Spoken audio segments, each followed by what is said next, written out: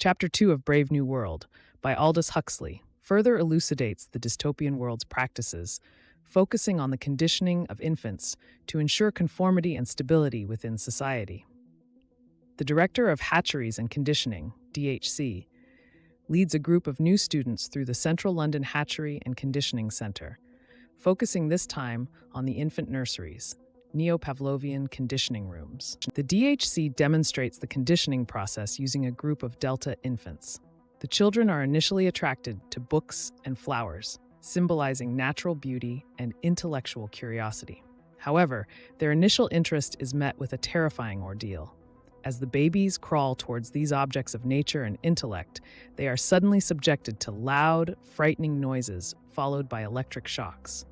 This harsh treatment ensures that they develop an aversion to books and nature, a calculated move to prevent them from spending time on these non-productive activities in the future.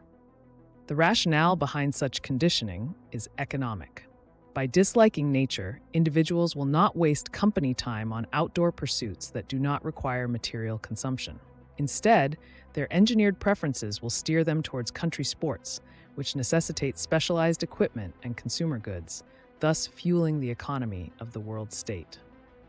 The chapter also introduces the concept of hypnopedia, or sleep teaching, another method the world state employs to indoctrinate its citizens from a young age. Hypnopedia is described as a moral education tool.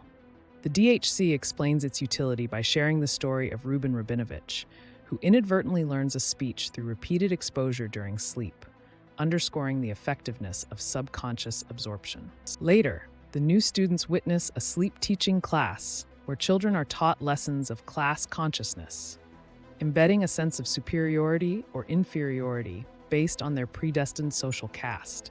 This class-based conditioning is meant to solidify social stability by ensuring each caste remains content with their designated societal role, avoiding aspirations or resentments that could disrupt order. Huxley uses these scenes to critique the notions of stability and conformity achieved at the cost of individual freedom and intellectual growth.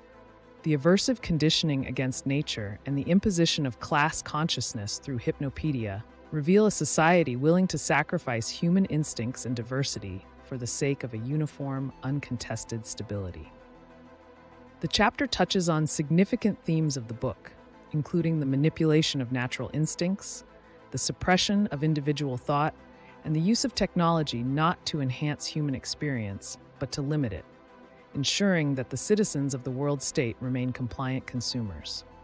It poses ethical questions about the use of conditioning in the pursuit of a utopian society, the definition of happiness, and the price of societal stability. This has been a Bookly Crash Course. Thanks for watching the video. Please leave a like and a comment to help out the Bookly Crash Course channel.